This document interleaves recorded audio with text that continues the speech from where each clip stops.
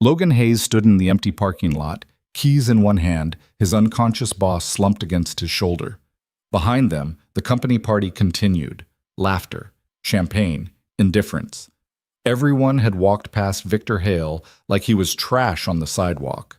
Now Logan had a choice: drive away and forget what he saw, or step into something that could wreck his quiet life. His daughter was waiting at home. His job was barely stable. But Victor's pulse was weak, his breathing shallow, and no one else was coming back. Logan opened the car door. He didn't know he'd just made the most dangerous decision of his life. If you're watching, hit that like button and drop a comment with your city. I want to see how far this story travels. Logan Hayes had learned to keep his head down. At 32, he'd figured out that survival wasn't about ambition. It was about staying invisible.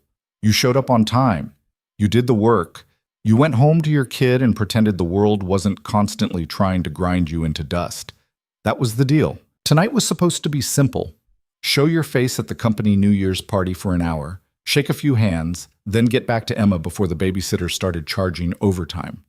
The venue was one of those glass-walled event spaces downtown, all steel and exposed brick, the kind of place that screamed expensive taste and absolutely zero warmth. Logan stood near the catering table, nursing a beer he didn't want, watching his coworkers get progressively drunker and louder. He worked in logistics at Hale Industries, a mid-level position that paid enough to keep the lights on, and Emma in decent shoes. The company made industrial components, boring, profitable, essential. Victor Hale ran it with the kind of ruthless efficiency that kept shareholders happy and employees terrified.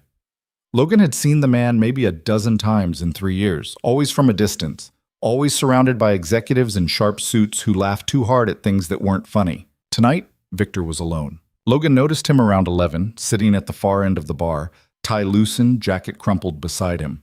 The bartender had stopped serving him an hour ago, but Victor was still working through whatever he'd stockpiled.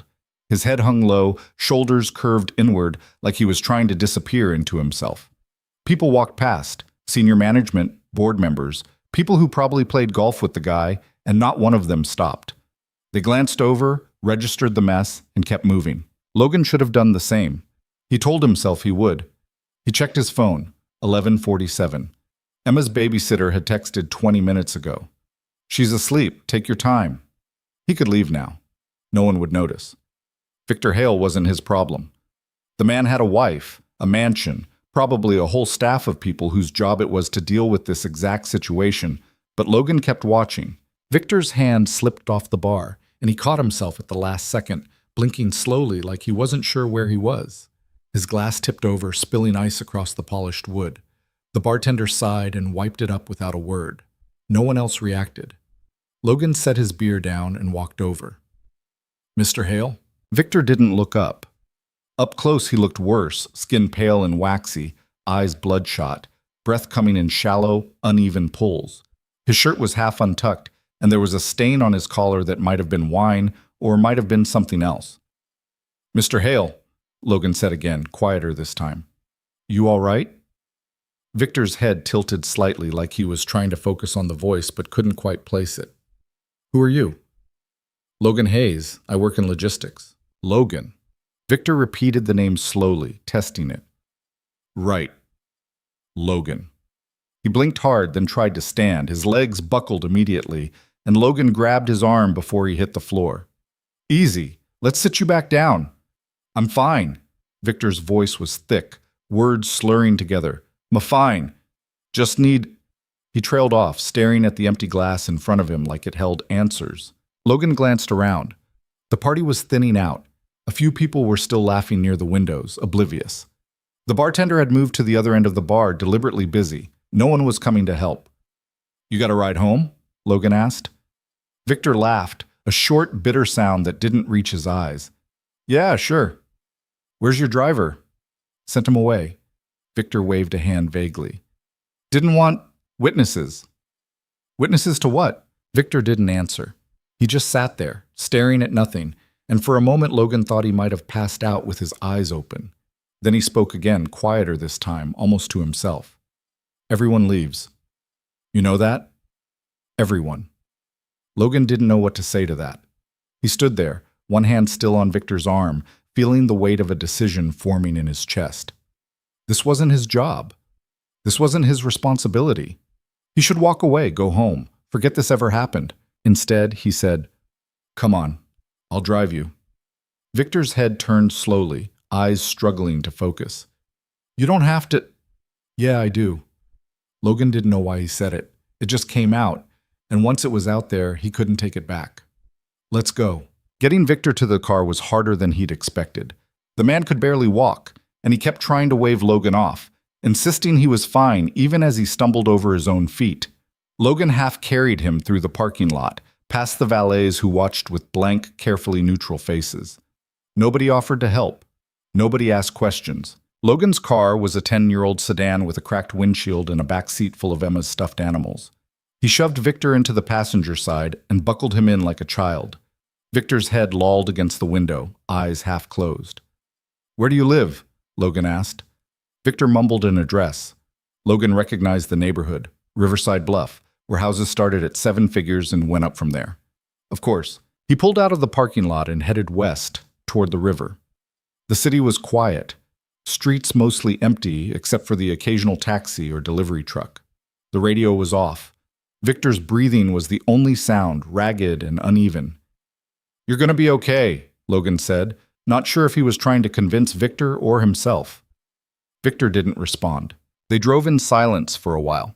Logan kept one eye on the road, one eye on his passenger, waiting for Victor to pass out completely or throw up or do something that would confirm this was a terrible idea. But Victor just sat there, staring out the window, not really seeing anything. Then, out of nowhere, he spoke. "He's dead." Logan glanced over. "What?" "My brother." Victor's voice was flat, empty. "Died 3 months ago. Car accident, drunk driver." He laughed again, that same bitter sound. "Ironic, right?" Logan's hands tightened on the wheel. "I'm sorry." "Everyone's sorry." Victor's head turned slightly, eyes still unfocused. Sorry doesn't fix anything. Sorry doesn't bring him back. Logan didn't know what to say to that. He'd lost people too, his ex-wife, in a different way, and his own father when Emma was still a baby.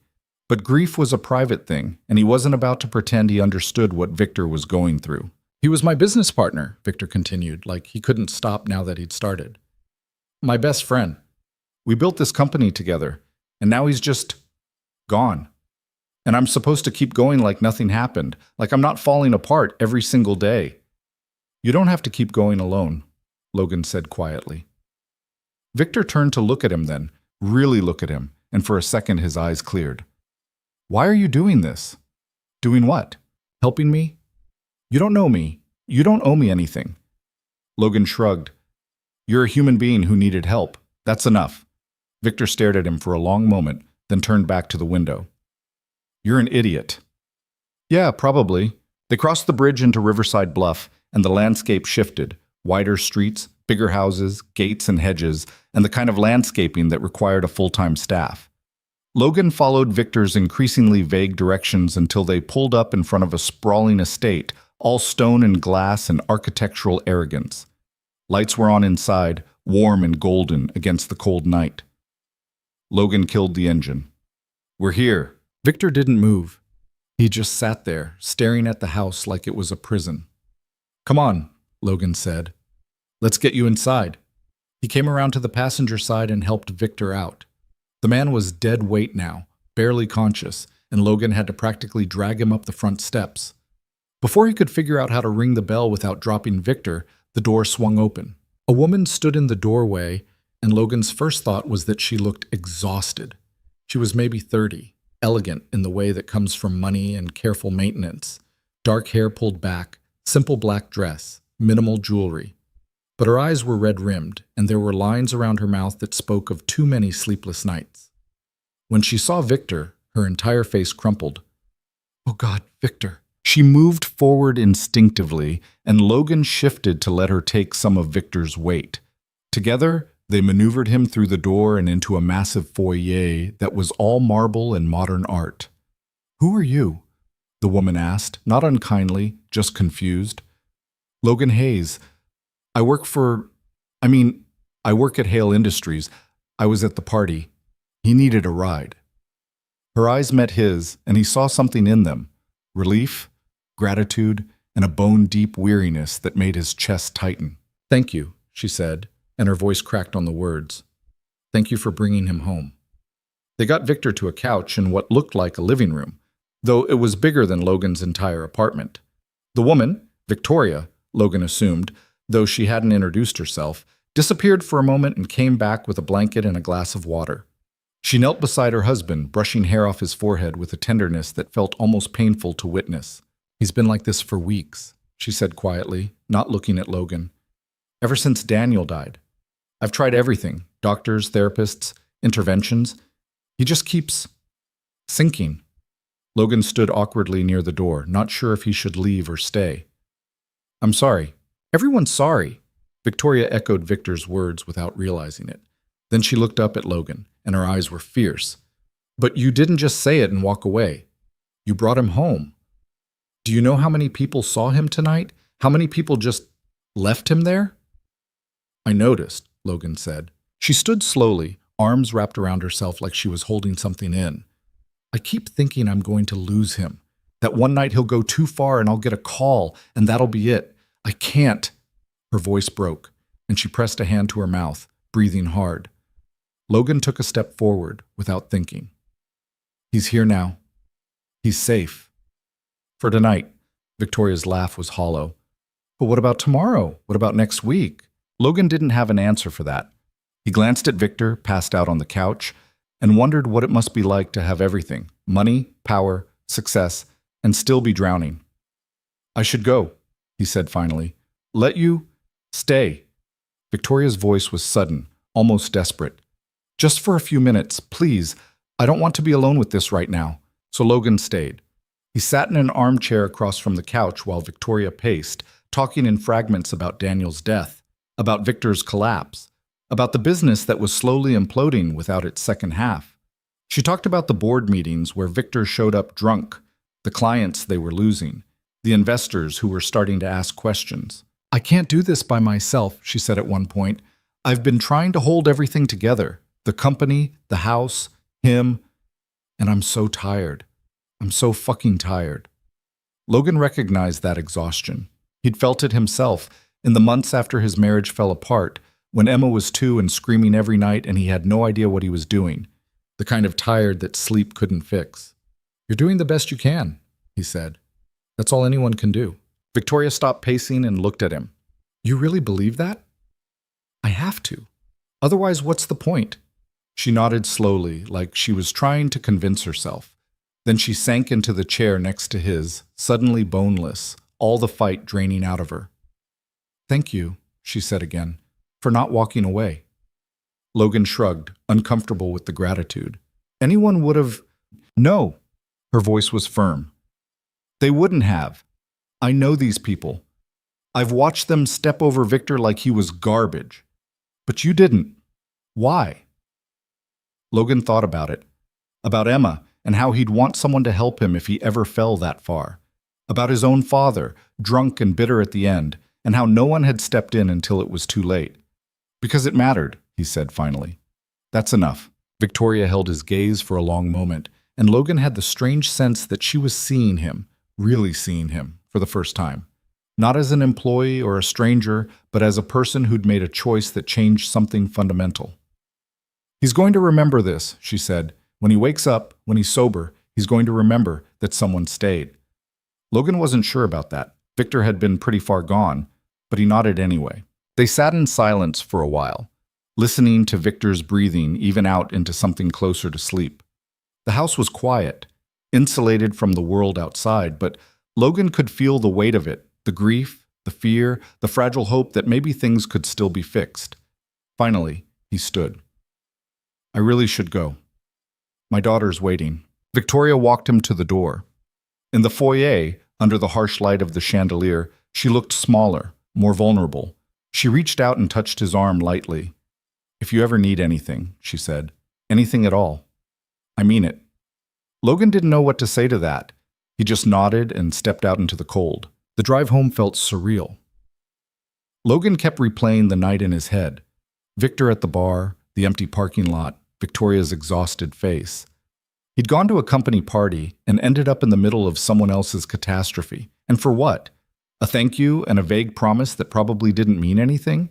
But when he got home and checked on Emma, found her curled up under her blankets with her favorite stuffed rabbit, he felt something settle in his chest. He'd done the right thing. Maybe it wouldn't matter in the long run. Maybe Victor would wake up tomorrow and go right back to drinking himself to death. But Logan had tried. He'd stayed when everyone else left. That had to count for something. He sat on the edge of Emma's bed watching her sleep and wondered if she'd understand someday, how small choices could ripple outward, how a single decision could shift the course of lives. He hoped she would. He hoped she'd grow up to be the kind of person who stayed. Outside, the city hummed, indifferent and relentless. But inside this small apartment, in this quiet moment, Logan felt something he hadn't felt in a long time. He felt like maybe he'd done something that mattered. And in a world that constantly told him he didn't, that was enough. Logan didn't hear from anyone at Hale Industries for 3 days. He went back to work Monday morning expecting nothing, maybe some awkward avoidance if he ran into Victor in a hallway, maybe a quiet thank you if Victoria decided to follow up. What he got instead was silence. The office functioned exactly as it always had. People complained about their workload, gossiped by the coffee machine, shuffled papers and sent emails and pretended the New Year's party had never happened. Logan was fine with that. He had enough on his plate without adding corporate drama to the mix. Emma had started second grade in September, which meant homework he sometimes couldn't help her with, and parent-teacher conferences he always showed up to alone. His ex-wife Melissa had moved to Portland 2 years ago with her new husband, some tech guy who made the kind of money Logan would never see. She called Emma once a month, sent birthday cards with generic messages, and otherwise treated motherhood like a hobby she'd outgrown. So Logan did what he always did. He focused on the things he could control, getting Emma to school on time, making sure the rent was paid, keeping his head down at work. The night at Victor's mansion faded into the background, just another strange memory filed away with all the others. Then Wednesday afternoon, his desk phone rang. "Hayes, logistics," he answered, phone tucked against his shoulder while he sorted through shipping manifests. "Mr. Hayes." The voice was crisp, professional, definitely not someone from his department. "This is Catherine Reeves, Mr. Hale's executive assistant. Mr. Hale would like to see you in his office at 4 o'clock today." Logan's hand froze on the papers. "I'm sorry, what?" 4 o'clock, 20th floor. Don't be late." The line went dead. Logan sat there for a moment, staring at the phone like it might explain what the hell just happened. Victor Hale wanted to see him. The CEO of the entire company, the man Logan had scraped off a bar 3 nights ago, wanted a meeting. This was either a thank you or a firing. Logan couldn't decide which was worse. He spent the next 2 hours trying to work and failing completely. His mind kept spinning through possibilities. Maybe Victor was embarrassed and wanted to make sure Logan kept his mouth shut. Maybe Victoria had said something, and now there were legal implications he hadn't considered. Maybe this was all about to blow up in his face because he'd made the catastrophically stupid decision to get involved in something that wasn't his business. At 3:45, he took the elevator up to the 20th floor. He'd never been up here before. The executive level was all glass walls and expensive furniture, the kind of space designed to intimidate. Catherine Reeves sat at a desk outside Victor's office, typing with the mechanical efficiency of someone who'd perfected the art of looking busy. She glanced up when Logan approached, gave him a once-over that felt like an assessment, and gestured toward the door. "Go ahead. He's expecting you." Logan knocked twice, heard a muffled, "Come in," and opened the door. Victor's office was exactly what he'd expected. Massive windows overlooking the city, dark wood furniture, shelves lined with awards and framed photos. Victor himself sat behind a desk that probably cost more than Logan's car, and he looked different. Sober, for one thing. Cleaned up. He'd shaved, and his suit was pressed, and his eyes were clear in a way they hadn't been at the party. But there was something else, too. Something harder to define. He looked smaller somehow, like the arrogance that usually filled the room had been stripped away. "Mr. Hayes?" Victor stood, extended a hand. "Thank you for coming." Logan shook it, confused by the formality. "You asked to see me." "I did." Victor gestured to a chair across from his desk. "Sit, please." Logan sat. Victor settled back into his own chair, then seemed to change his mind and stood again, moving to the window. He stood there for a moment, hands in his pockets, looking out at the city. I don't remember much from Friday night, Victor said finally. I remember the party. I remember drinking. After that, it gets blurry. But Victoria told me what you did, how you drove me home, how you stayed. Logan shifted in his seat, uncomfortable. It wasn't a big deal. Victor turned to look at him, and his expression was unreadable. Yes, it was. You don't understand. Everyone else at that party saw me. My board members, my senior staff, people I've worked with for 15 years, and they all walked away. They probably thought you had it handled. No, Victor's voice was flat. They thought I was pathetic. And they were right. Logan didn't know what to say to that. The silence stretched out, awkward and heavy. My brother died, Victor said abruptly. 3 months ago. Victoria mentioned that, I assume. She did. I'm sorry. Everyone keeps saying that. Victor moved back to his desk but didn't sit. He braced his hands on the edge, head down, like he was trying to hold himself together. Daniel and I started this company when we were 25. We had nothing, just an idea and a lot of arrogance. We built it from scratch. Every late night, every failed pitch, every small victory. He wasn't just my partner, he was my best friend, the only person who actually understood what this all meant. Logan watched Victor's knuckles go white against the wood. When he died, I didn't know how to function. I kept showing up here, kept running meetings, kept pretending everything was fine, but inside I was falling apart. And I didn't tell anyone because that's not what you do, right? You're supposed to be strong. You're supposed to hold it together. So I started drinking. Just a little at first, just enough to take the edge off. Then more. Then I couldn't stop. Victor finally looked up and his eyes were raw. Friday night, I'd planned to drink until I passed out. Maybe I'd choke on my own vomit. Maybe I'd just stop breathing. I didn't really care anymore. And then you showed up. Logan's throat tightened. I just gave you a ride. You stayed, Victor said, and his voice cracked. When everyone else left, you stayed. Do you know what that did? Do you know what it means to be at your lowest point and have one person, one stranger, decide you're worth the effort? Logan didn't answer. He couldn't. Victor sat down heavily, like his legs had given out. I woke up Saturday morning on my couch with the worst hangover of my life. Victoria was sitting next to me, and she looked so tired, so completely wrecked. And she told me about you, about how you'd driven me home, how you'd helped get me inside, how you'd sat with her while she fell apart. And I realized something. What? That I was killing her. Not quickly, not dramatically, but slowly, every single day. She's been trying to save me for months, and I've been too selfish and too broken to see it. But you're nobody. No offense. None taken. You didn't owe me anything. You had no reason to care. But you did it anyway. And that forced me to ask myself why. Why would a stranger do that when my own colleagues wouldn't? What did you see that made you stay? Logan thought about it. I saw someone who needed help. That's it? That's it. Victor laughed, but it wasn't bitter this time. It was exhausted. You're either the best person I've ever met or the most naive. Probably a little of both. They sat in silence for a moment. Outside, the city moved on, oblivious. I'm starting therapy, Victor said finally. Tomorrow. Victoria found someone who specializes in grief and addiction. I'm also stepping back from day-to-day operations for a while, letting the executive team handle things while I get my shit together. The board isn't happy about it, but frankly, I don't care.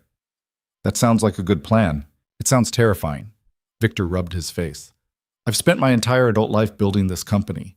It's who I am, and now I have to admit I can't do it alone anymore. That I'm not invincible, that I'm just broken. Everyone's broken, Logan said quietly. Some of us are just better at hiding it. Victor looked at him for a long moment. I want to thank you properly, not just with words. Let me do something, a bonus, a promotion, something. Logan shook his head. I don't want anything. Everyone wants something. Not from you. Logan stood. I did what anyone should have done. You don't owe me for being decent. Victor stood too, and for a second he looked completely lost. Then why did you stay? Logan thought about Emma, about all the nights he'd sat alone wondering if he was doing enough, if he was good enough, if anyone would notice if he just gave up. He thought about his father, dying alone because no one had bothered to check in. He thought about Victoria's exhausted face and the way she'd looked at him like he'd given her something precious. Because walking away was worse, he said simply. Victor extended his hand again, and this time when Logan shook it, it felt different. Less formal, more real. "Thank you," Victor said, "for not walking away." Logan nodded and left. On the elevator ride down, he felt strange, not proud exactly, but settled, like he'd closed a circle he hadn't known was open. The next few weeks passed quietly. Logan went back to his routine, and for a while it seemed like the whole thing was over. Then Victoria started texting him. The first message came on a Thursday evening while he was helping Emma with her math homework. "This is Victoria Hale. I hope you don't mind. I got your number from HR. I wanted to thank you again for what you did. Victor started therapy this week. It's hard, but he's trying. I thought you should know." Logan stared at the message for a long time before responding. "That's good. I'm glad he's getting help. He talks about you sometimes. Says you made him realize he was worth saving. I don't think you understand what that means." Logan didn't know how to respond to that, so he didn't. But Victoria kept texting, not often, maybe once a week, just little updates. Victor had his third therapy session. Victor went to an AA meeting. Victor smiled at dinner for the first time in months. The messages were brief, almost clinical, like she was documenting progress for someone who cared. Logan did care, though he wasn't sure why. Maybe because he'd seen them at their worst and now he was invested in the outcome.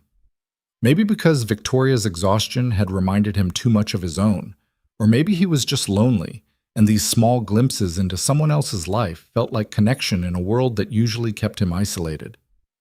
Emma noticed the texts one night while they were making dinner. "Who keeps messaging you?" she asked, peering over his shoulder. "Just someone from work." "Is it a lady?" Logan glanced at her, surprised. "Why would you ask that?" Emma shrugged, stirring the pasta with exaggerated focus.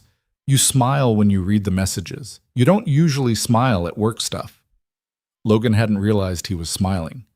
He put the phone down and focused on chopping vegetables, trying to ignore the weird flutter in his chest.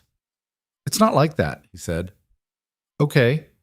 Emma didn't sound convinced. The truth was, Logan wasn't sure what it was like. Victoria's messages felt important somehow, like she was trusting him with something fragile. But there was nothing inappropriate about them, nothing that crossed lines. She was just reaching out, keeping him informed, making sure he knew his intervention had mattered. Then one Saturday in late January, she called. Logan was at the grocery store with Emma when his phone rang. He almost didn't answer. He hated talking on the phone in public, but the name on the screen made him hesitate. "Emma, grab the cereal we talked about. I'll be right here." Emma ran off and Logan answered. "Hello?" "Logan?" Victoria's voice sounded different over the phone, softer, less controlled. "I'm sorry to call out of the blue. Are you busy? I'm at the store, but it's fine. What's going on?" There was a pause, and Logan could hear background noise. Wind, maybe, or traffic. "I'm sitting in my car outside Victor's therapist's office. He just had a session, and he asked me to come in for the last 15 minutes so we could talk together. Family session, I guess." "That sounds good." "It was." Victoria's voice wavered. "He talked about you. About that night. And he said something that I haven't been able to stop thinking about." Logan waited, watching Emma debate between two boxes of cereal across the aisle. "He said that when you helped him, you didn't try to fix him. You didn't lecture him or judge him or treat him like a problem to solve. You just stayed. And that made all the difference, because for the first time in months, he didn't feel alone." Logan's grip tightened on the phone. "I didn't do anything special." "That's what you keep saying, but you're wrong." Victoria's breath hitched. "I've been married to Victor for 7 years. I love him more than anything, and I've been trying so hard to save him. Therapy, interventions, begging, threatening. I threw everything I had at this problem, and nothing worked. But you showed up for one night, and somehow that was enough to make him want to save himself." "Victoria, I need you to understand something." Her voice was fierce now, urgent. "You didn't just help Victor that night, you helped me. I was drowning, Logan. I was so close to giving up, to accepting that I was going to lose him no matter what I did. And then you stayed, and it reminded me that there are still good people in the world. that kindness still exists, that maybe we weren't completely alone in this. Logan didn't know what to say. Across the aisle, Emma had made her choice and was heading back toward him, box in hand. I don't need you to say anything, Victoria continued. I just needed to tell you, because you deserve to know what you did, not just for Victor, but for both of us. I'm glad it helped, Logan managed. It did more than help. It changed everything. Emma appeared at his side, tugging on his sleeve. Logan held up a finger. 1 minute, and Emma rolled her eyes but waited. I should go, Victoria said. Victor's coming out. But thank you, Logan, for everything. The line went dead before he could respond.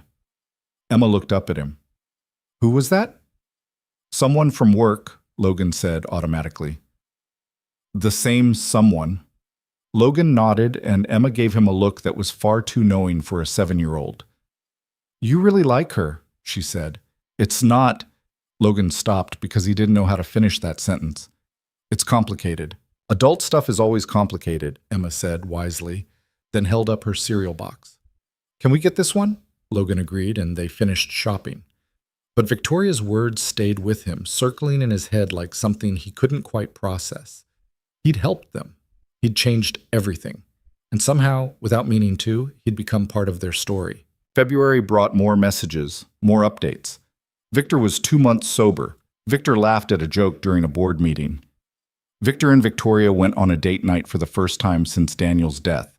The messages were still brief, still factual, but Logan could read the hope underneath them. Things were getting better, slowly, painfully, but better. Then in early March, Victoria asked if they could meet for coffee. Logan almost said no. This was getting into territory he wasn't sure he wanted to navigate, but something about the way she asked, tentative, almost nervous, made him agree. They met at a cafe downtown on a Saturday morning. Logan had left Emma with a friend for a few hours, and he felt oddly anxious as he walked in. Victoria was already there, sitting at a corner table, dressed casually in jeans and a sweater. She looked different outside the context of her mansion, younger, more approachable, less like someone who lived in a different world. She stood when she saw him, and for a second they both hesitated, not sure how to greet each other. Then Victoria reached out and hugged him, quick and fierce, before pulling back. Thank you for coming, she said. Of course. Logan sat down and Victoria did the same. She'd already ordered. 2 coffees sat on the table, steam rising in lazy spirals. I wasn't sure you'd say yes, Victoria admitted. Why wouldn't I? Because this is weird. She laughed, but it sounded nervous. I've been texting you for weeks, updating you on my husband's recovery like you're some kind of family therapist. And you've been incredibly patient, but I'm sure you're wondering why I keep dragging you into this.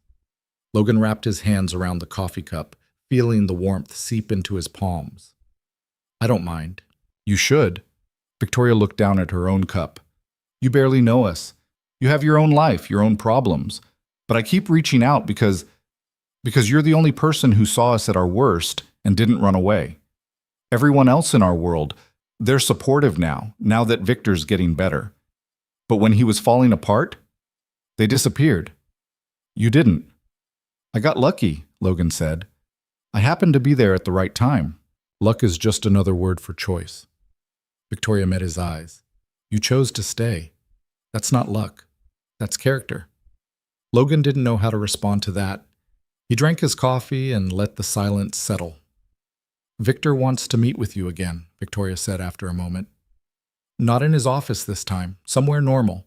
He wants to thank you properly, and he wants to do it as a person, not as your boss. Would that be okay? Logan considered it. Yeah, that'd be fine. Good. Victoria smiled, and it was genuine this time, reaching her eyes. He's nervous about it, actually. Keeps asking me what he should say, how he should act. It's kind of endearing. He doesn't need to be nervous. I know, but he is. Because you matter to him now, and he doesn't want to screw it up. They talked for another hour, the conversation drifting from Victor's recovery to Logan's life. Victoria asked about Emma, and Logan found himself talking about single parenthood, about the constant exhaustion and the small victories and the fear that he'd never be enough. Victoria listened with the kind of attention that made him feel heard, really heard, in a way he hadn't experienced in years. You're a good father, she said at one point. Emma's lucky to have you. I'm lucky to have her, Logan corrected. She's the only thing that makes sense most days. Victoria nodded like she understood. Victor and I want kids someday. We've been talking about it in therapy, actually, but we needed to fix us first, build something stable before we bring someone else into it. That's smart. It's terrifying. Victoria's smile was rueful. What if we're not ready? What if we mess it up? Everyone messes it up, Logan said. You just do your best and hope they turn out okay. Is that what you tell yourself? Every single day. They parted ways outside the cafe, and Victoria hugged him again before she left. Thank you, she said, for today. For everything. Logan watched her walk away, and he felt something shift inside him. Not romantic, not exactly, but a sense of connection he hadn't expected. These people had become part of his life in a way he couldn't quite explain. And maybe that was okay. Maybe some connections didn't need explanations. The meeting with Victor happened 2 weeks later at a quiet restaurant near the river. Logan brought Emma because the babysitter had canceled, and Victor didn't seem to mind. In fact, when he saw her, his entire face softened. You must be Emma, he said, crouching down to her level. Your dad's told me about you. Emma, who was usually shy around strangers, studied him seriously. Are you his boss? I am, but tonight I'm just Victor. Okay, just Victor. Emma grinned, and Victor laughed. A real laugh, warm and surprised. They ate dinner, and it was surprisingly normal. Victor asked Emma about school, listened to her talk about her favorite books, told her a story about when he was her age and tried to build a rocket out of cardboard boxes. Victoria arrived halfway through, apologizing for being late, and slid into the seat next to her husband like she belonged there. Logan watched them together and saw something he hadn't seen before. Ease. They touched casually, shared inside jokes, finished each other's sentences. This wasn't the exhausted, fractured couple from January. This was something rebuilt, still fragile but stronger for having broken and healed. After dinner, while Emma was distracted by dessert, Victor leaned across the table. I'm 3 months sober, he said quietly. 3 months, 1 week, 4 days. I count every single one. That's incredible, Logan said, and meant it. It's hard. Victor's voice was raw. Every day is hard, but I'm doing it. And I'm doing it because you showed me I was worth the effort. You always were, Logan said. You just needed to see it. Victoria reached over and squeezed Logan's hand just once, and he felt the gratitude in it, not just for Victor, but for her too. For believing that things could get better. For not giving up. When they left the restaurant, Emma was half asleep on Logan's shoulder. Victor and Victoria walked them to the car, and at the door, Victor extended his hand one more time. I won't forget what you did, he said. Never. Logan shook his hand, then got Emma settled in the back seat.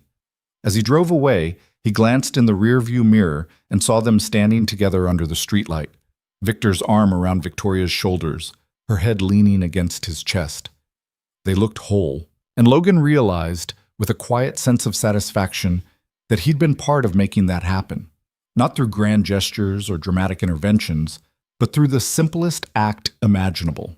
He'd stayed when everyone else left, and somehow that had been enough. If you or someone you know is having a difficult time, free support is available.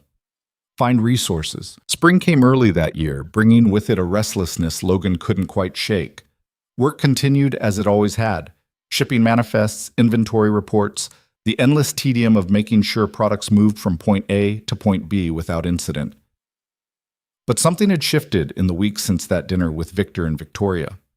Logan felt it in the way people looked at him differently in the hallways, in the careful distance his supervisor maintained, like Logan had become someone who required handling. He didn't understand it until Marcus from accounting pulled him aside one afternoon in late March. Man, what the hell did you do? Marcus asked, voice low, eyes darting around the break room like they were being watched. Logan poured himself coffee, confused. What are you talking about? Hale. Victor Hale. Word is you're like his personal confidant now or something. People are scared to even mention your name around management. Logan nearly dropped his cup. That's insane. Is it? You got called up to the executive floor. You had dinner with him and his wife. Everyone knows, Logan, and everyone's trying to figure out what it means. It doesn't mean anything, Logan said, But even he could hear how unconvincing that sounded. Marcus raised an eyebrow. Right, keep telling yourself that. The conversation left Logan unsettled. He'd thought his intervention with Victor was private, personal, something separate from the company hierarchy. But of course it wasn't. In a place like this, everything meant something. Every connection was currency, every relationship a potential advantage. People were watching him now, trying to figure out his angle, and Logan hated it because he didn't have one. He just wanted to keep his head down and do his job. That evening, his phone buzzed with a text from Victoria. Can we talk? It's important. Logan called her back on his drive home, phone on speaker, city lights streaking past his windows. What's wrong? He asked when she picked up. Nothing's wrong. Victoria sounded tired but not panicked. Actually, something's right, but it's complicated and I need your advice. Okay. There was a pause and Logan could hear her moving, maybe pacing. Victor got a call today from the board. They want him to do a press interview, one of those big profile pieces about leadership and resilience. They think his story could be good for the company image, the CEO who overcame personal tragedy and came back stronger. Logan's stomach tightened. What does Victor think? He hates the idea, says it feels exploitative, like they're trying to turn Daniel's death into a PR move. But the board's pushing hard. They think it'll reassure investors, show stability. So tell them no. It's not that simple, Victoria sighed. The board's been patient with Victor stepping back, but they're starting to get restless. If he refuses this, it could create problems. They might see it as him not being ready to lead again. Logan pulled into his apartment complex and killed the engine, sitting in the sudden silence. What does Victor want to do? He wants to do it, but only if he can tell the truth. Not the sanitized version the board wants, but the real story. The drinking, the breakdown, the fact that he almost didn't make it. He thinks if he's going to talk about Daniel, he needs to be honest about how badly it wrecked him. That sounds right. It sounds terrifying. Victoria's voice cracked slightly. If he admits to everything publicly, it could destroy him. The board might force him out. Investors could lose confidence. The whole company could suffer. Logan leaned his head back against the seat, watching a neighbor carry groceries across the parking lot. Or it could work. People respect honesty. Real honesty, not corporate bullshit. That's what Victor said. That's why he wants to do it. But Logan, Victoria paused, and when she spoke again, her voice was smaller. What if he's wrong? What if this ruins everything we've been rebuilding? You can't live in fear of what might happen, Logan said. Trust me, I've tried. It doesn't work. How do you do it? How do you make decisions when you're terrified of screwing up? Logan thought about Emma, about every choice he'd made as a parent, every moment of doubt and second-guessing. You do the best you can with what you know, and you remember that staying safe isn't the same as staying alive. Victoria was quiet for a long moment. Then she laughed, soft and surprised. How did you get so wise? I'm not wise. I'm just tired of being scared. Maybe that's the same thing. They talked for another 20 minutes, Victoria unpacking her fears while Logan listened. By the end, she sounded steadier, more resolved. Victor would do the interview his way. They'd deal with the consequences together. Thank you, Victoria said before they hung up, for being someone we can talk to, someone who doesn't have an agenda. Logan wanted to tell her it was nothing, but the words stuck in his throat. Because it wasn't nothing. Not anymore. These people had become important to him in ways he was still trying to understand. The interview happened 3 weeks later. Logan didn't watch it live. He was at Emma's school play, sitting in an uncomfortable folding chair while she played a tree in some incomprehensible production about environmental conservation. But he watched it later that night after Emma went to bed, sitting alone in his living room with the laptop balanced on his knees. Victor looked different on camera, more composed than Logan had ever seen him, but also more vulnerable. He wore a simple suit, no tie, and he sat in what looked like his home office, warm light filtering through windows behind him. The interviewer was a woman in her 40s, professional but not aggressive, and she led Victor through his story with careful precision. Your brother Daniel was your business partner for over 15 years, she said. Can you talk about what his loss meant to you? Victor's jaw tightened, but he didn't look away. It destroyed me. That's the honest answer.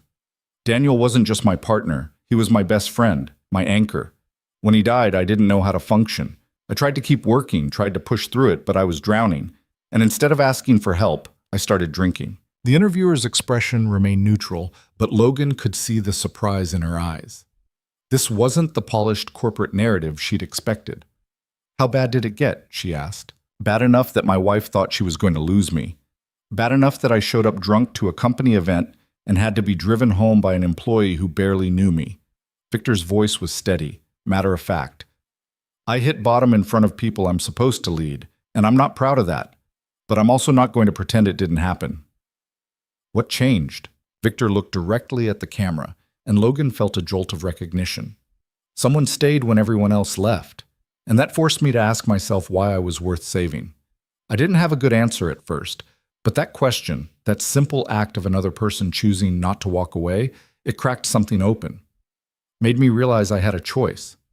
I could keep destroying myself, or I could fight to get better.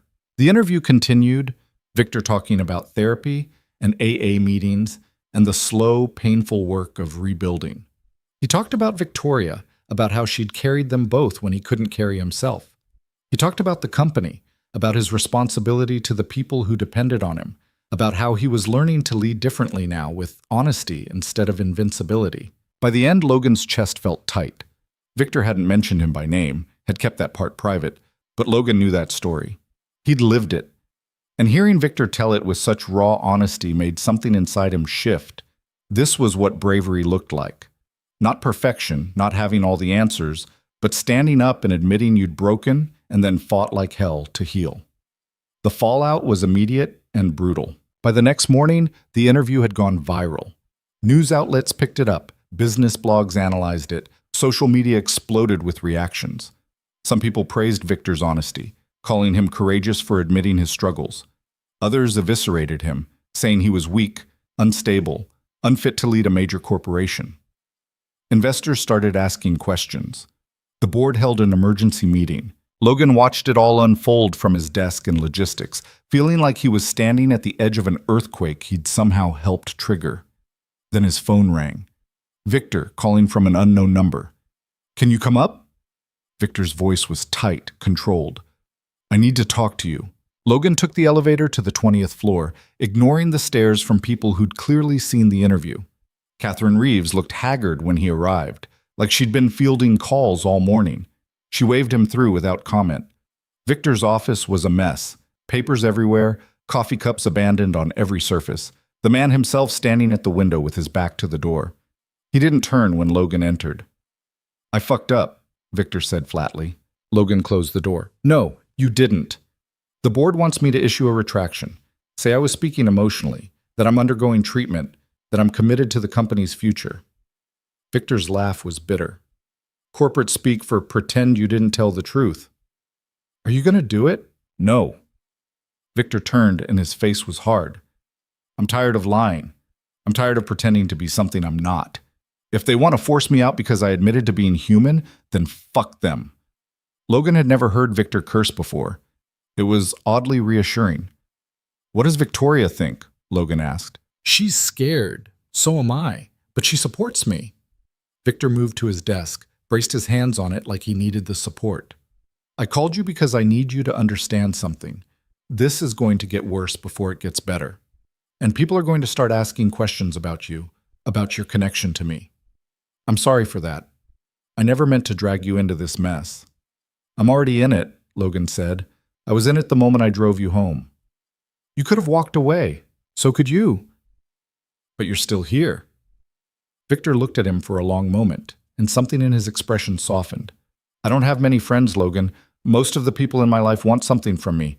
Money, connections, access. But you've never asked for anything. You just showed up and kept showing up. Do you know how rare that is?" Logan didn't know what to say. He'd never thought of them as friends, exactly. The power dynamic was too uneven, the circumstances too strange. But standing here now, seeing Victor stripped of his corporate armor, Logan realized that's exactly what they'd become. "I need to tell you something," Victor said. "The board's going to investigate you. They're convinced you're some kind of opportunist, that you're manipulating me for personal gain. They're going to dig into your life, your finances, your history, and I can't stop them." Logan felt his stomach drop. Why would they think that? Because they can't comprehend doing something without an ulterior motive. Kindness doesn't compute for people like that. Victor's voice was heavy with disgust. I'm telling you because you deserve to be prepared. And because if you want to distance yourself from me right now, I'd understand. Logan thought about it. About Emma and the life they'd built, small and quiet and safe. About how this could blow up that safety, make him a target, turn his private choices into public scrutiny. Then he thought about Victor at that bar, alone and dying, and everyone walking away. I'm not going anywhere, Logan said. Victor's eyes went bright, and he looked away quickly, jaw working. Thank you. Don't thank me yet. I might drag you down with my terrible reputation as a logistics coordinator. Victor laughed, surprised, and some of the tension broke. They talked for another hour about what came next. Victor's plan to meet with the board, his refusal to back down, the possibility that he might actually lose his position. Logan listened and offered what little advice he could, knowing full well he was out of his depth but unwilling to leave Victor to face it alone. When Logan finally left, Catherine stopped him in the hallway. Mr. Hayes. Her voice was formal, but her eyes were kind. For what it's worth, I think you're good for him. He's been different since you came into the picture, more human. Logan didn't know how to respond to that, so he just nodded and left. The investigation started 2 days later. Logan was called into HR, questioned about his relationship with Victor, asked to provide documentation of any financial transactions or gifts. He answered honestly because he had nothing to hide, but the whole process left him feeling violated, like his privacy had been stripped away without consent. Marcus cornered him in the parking lot after work. They questioned me about you, Marcus said. Wanted to know if you'd ever talked about Victor, if you seemed like you were trying to climb the ladder. I told them you barely talk about anything except your kid. Thanks. What the hell's going on, Logan? Why are they so convinced you're up to something? Because they can't understand why anyone would help someone without wanting something in return. Marcus stared at him. That's really fucked up. Yeah, it is. The next few weeks were brutal. Logan felt eyes on him constantly, heard whispers that cut off when he entered rooms. Someone started a rumor that he was sleeping with Victoria, which was so absurd it would have been funny if it wasn't making his life hell. Emma noticed he was stressed, started having nightmares, and Logan felt guilt pile on top of everything else. Then Victoria called, voice shaking. They're trying to force him out, she said without preamble. The board voted this morning. They want Victor to resign voluntarily or they'll remove him for cause. Logan pulled over to the side of the road, heart pounding. Can they do that? They're saying his interview constituted a violation of fiduciary duty, that he damaged the company's reputation. It's bullshit, but they have the votes. Victoria's breath hitched. Victor's at home. He's been in his office all day, won't come out, won't talk to me. I'm scared, Logan. I'm scared he's going to fall apart again. Logan checked the time. Emma was at a friend's house for a sleepover. He had nowhere he needed to be. I'm coming over, he said. He drove to Riverside Bluff for the second time, the route familiar now in ways it shouldn't be. Victoria met him at the door and she looked destroyed, eyes swollen, makeup smeared, whole body vibrating with barely contained panic. He's upstairs, she said. He locked the door. He won't answer. Logan took the stairs 2 at a time, Victoria close behind. The house felt different now, less imposing, more like a home. Photos on the walls showed Victor and Victoria through the years, vacations, celebrations, quiet moments. In one, a younger Victor stood with his arm around another man who had the same sharp features, same confident smile. Daniel, Logan realized, the brother who'd started all of this. The office door was indeed locked. Logan knocked. Victor, it's Logan. Let me in. Silence. Victor, I know you can hear me. Open the door. More silence. Victoria made a small, desperate sound behind him. I'm not leaving, Logan said, louder now. I'll sit out here all night if I have to, but I'm not walking away. So you can either let me in or we can have this conversation through a door. Your choice. A long moment passed. Then the lock clicked. Logan opened the door slowly. Victor sat at his desk, looking like he had that night at the bar. Broken, hollowed out, barely holding on. But his eyes were clear. No alcohol, no escape. Just raw, unbuffered pain. They're taking it all away, Victor said, voice flat. Everything Daniel and I built, everything we sacrificed for. They're just taking it. Logan stepped inside, closed the door behind him. Victoria hovered in the hallway, giving them space. It's not over yet. Yes, it is. They have the votes. They have the bylaws. They have everything they need to remove me, and there's nothing I can do to stop it. So fight back. Victor laughed, hollow. With what? I showed my hand, Logan. I told the truth, and now they're using it to destroy me. I was an idiot to think honesty mattered. It does matter, Logan said. Just not to them. Then what's the point? Victor's voice rose, anger bleeding through.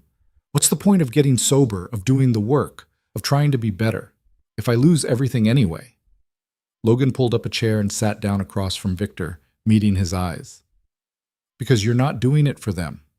You're doing it for you, for Victoria, for the person you want to be. I wanted to be someone who led this company, someone who honored Daniel's legacy. Then honor it by not giving up. Victor's hands clenched on the desk. You don't understand. This company is all I have. Without it, I'm nothing. That's bullshit, and you know it. Logan's voice was hard now, pushing. You're a husband. You're getting your life back. You're building something real with Victoria. The company doesn't define you, Victor. It never did. It's all I know how to do. Then learn something else. Start over. Build something new. Logan leaned forward. You told me once that I made you realize you were worth saving. Well, I'm telling you now you're still worth it. Even without the title, even without the company, you're worth fighting for. Victor's face crumpled and he pressed the heels of his hands against his eyes, shoulders shaking. Logan sat there, watching this powerful man fall apart, and didn't try to fix it. Sometimes breaking was necessary. Sometimes you had to let the grief come. When Victor finally looked up, his eyes were red but focused. I don't know how to do this, he said. I don't know how to be okay with losing. Nobody does. But you figure it out as you go. Victor nodded slowly, like he was testing the weight of that truth. Then he stood, moved to the window, looked out at the city lights spreading below. I'm going to resign, he said quietly, before they can fire me. I'm going to do it on my terms, with dignity. And then I'm going to figure out what comes next. That sounds right.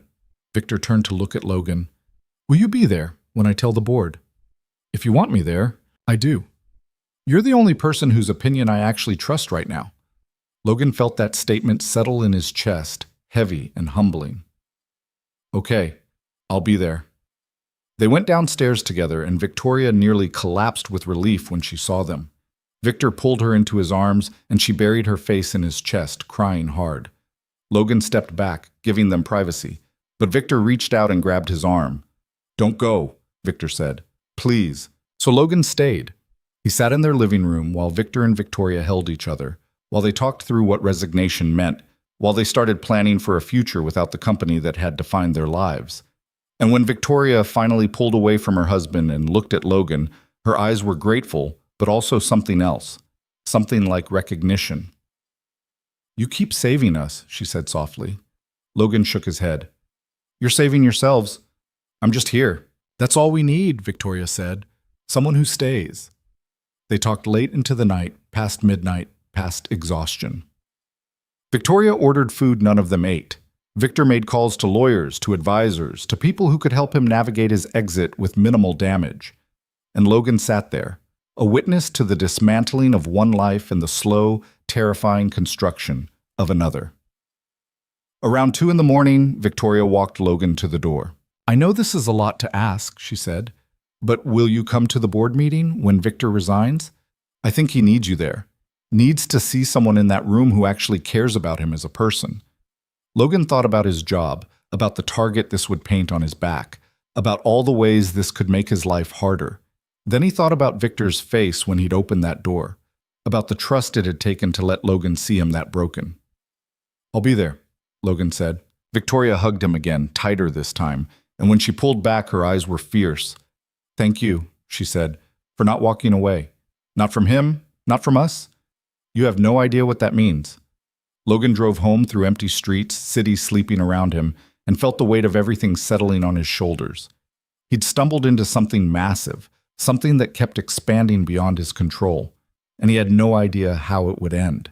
But he knew one thing with absolute certainty. He wasn't walking away. Not now. Not ever.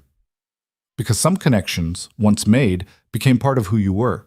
And Victor and Victoria had become part of him, woven into the fabric of his life in ways he couldn't undo even if he wanted to. The board meeting was scheduled for Monday morning. Logan had the weekend to prepare, to explain to Emma why he might be in the news, to brace himself for whatever came next. He didn't sleep much, but when he finally drifted off Saturday night, he dreamed of that moment in the parking lot, keys in hand, Victor unconscious against his shoulder, everyone else walking away.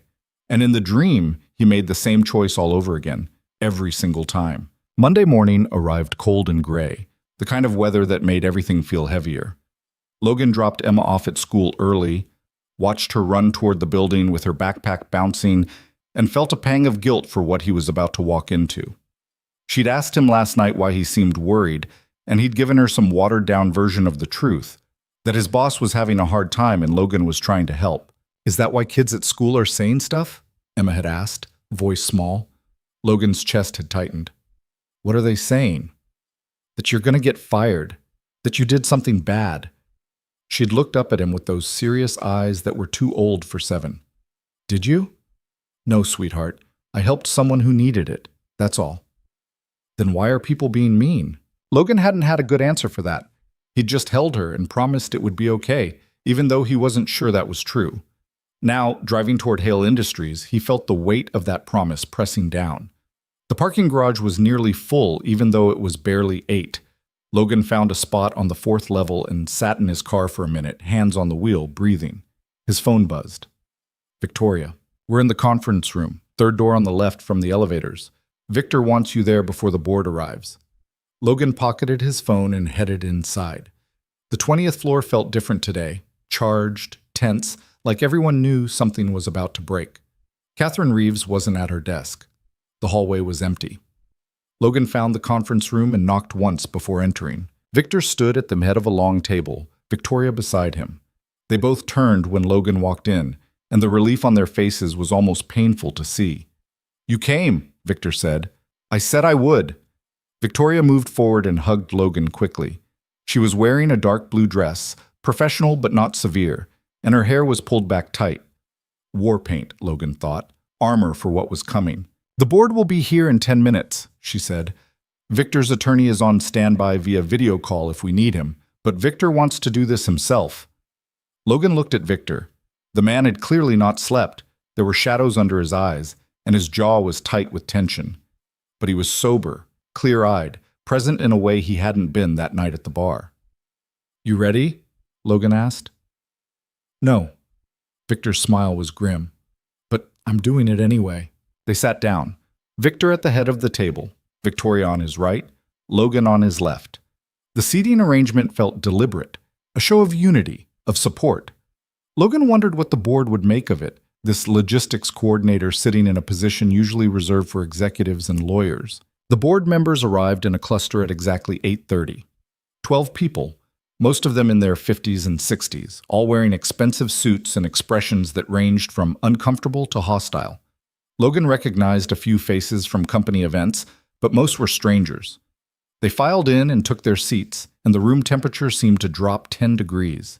The chairman was a man named Richard Caldwell, silver-haired and granite-faced, with the kind of presence that demanded attention without asking for it. He sat directly across from Victor and folded his hands on the table. "Victor," he said. No greeting, no pleasantries. "You know why we're here." "I do." Victor's voice was steady. "But before we begin, I want to introduce someone. This is Logan Hayes. He works in our logistics department, and he's here at my personal request." Caldwell's eyes flicked to Logan, dismissive and cold. "This is a closed board meeting. We don't allow unauthorized personnel." "He's not unauthorized. He's my guest. And he stays." The tension ratcheted up. A woman to Caldwell's left, Sharon something, Logan couldn't remember her last name, leaned forward. "Victor, this is highly irregular. We're here to discuss serious matters concerning your position as CEO. Having a junior employee present is inappropriate." "Logan stays," Victor repeated, voice harder now. "If that's a problem, we can end this meeting right now." Caldwell and Victor locked eyes for a long moment. Then Caldwell sat back, jaw tight. "Fine, but he signs an NDA before he leaves this room." "Agreed." Logan felt Victoria's hand brush his under the table, a brief, grounding touch. He kept his face neutral, but inside his heart was hammering. He didn't belong here. These people operated on a level so far above him it was almost laughable. But Victor had asked him to stay, and so he would. Caldwell pulled out a folder and opened it with deliberate precision. Victor, your interview last month created significant problems for this company. Our stock dropped 4% in the days following the broadcast. We fielded dozens of calls from concerned investors. Several clients have expressed doubts about our leadership stability. I'm aware, Victor said. Are you? Another board member, a younger man with wire-rimmed glasses, spoke up. Because from where we're sitting, it looks like you prioritized your personal narrative over the company's well-being. That interview was selfish, reckless, and damaging. Victor's hands clenched on the table, but his voice remained calm. I told the truth about my brother's death, about my struggles, about the work I've been doing to get better. If that's damaging, then we have very different definitions of leadership. Leadership requires discretion, Sharon said. It requires putting the organization first. What you did was air your private problems on national television and expect us all to just accept it. What I did, Victor said, and his voice took on an edge, was refuse to lie.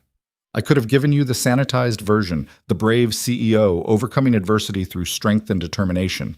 But that would have been bullshit, and everyone would have known it.